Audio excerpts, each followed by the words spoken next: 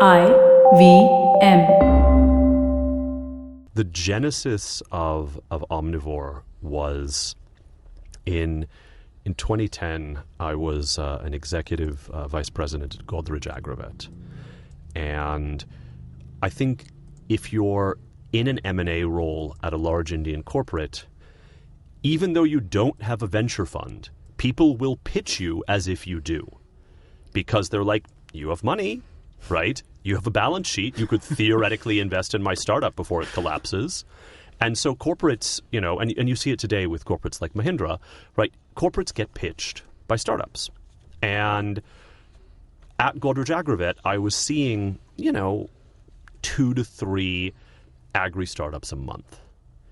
And eventually it dawned on me that, A, none of these guys were getting funding. B, some of the ideas and the teams were pretty good. And that there was, by definition, an opportunity.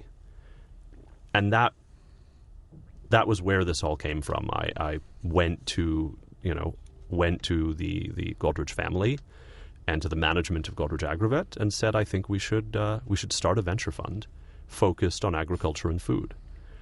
And I think the third aspect of it was just this obvious realization that the corporate sector in India in agriculture was not spending a dime on R&D. The innovation pipeline was threadbare.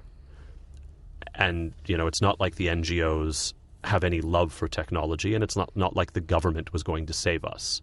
So from a food security, nutrition, and farm transformation perspective, something had to change.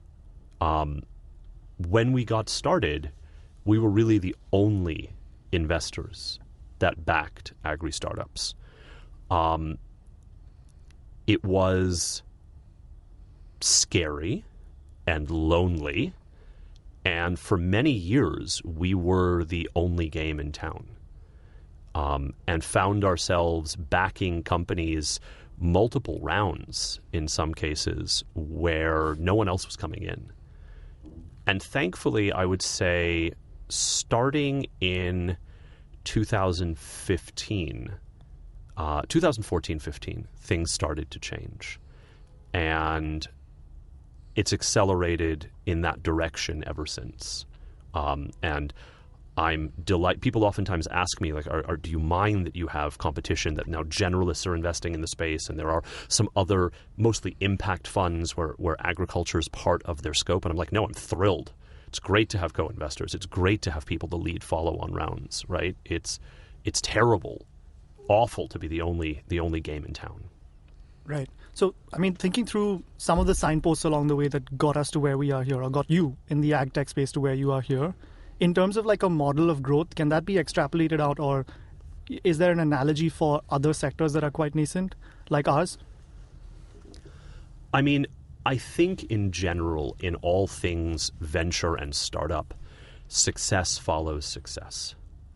People need to see that what they're doing, though difficult, unlikely to succeed, and vaguely terrifying, that there is someone who went before and made it work. So the same way that Flipkart is the startup that launched 1 million e-commerce startups, right? I think in general, between global trends with are we specifically speaking of alternative protein or ag tech more generally? Either, but I would like to hear what analogies we can draw to alternative protein as well. So I think what catalyzed ag tech globally was, scary word everyone, Monsanto's acquisition of the Climate Corporation in 2013, which was $1 billion acquisition. And all of a sudden, right, agri-tech, as I prefer to say, popped onto radars where it had never been before.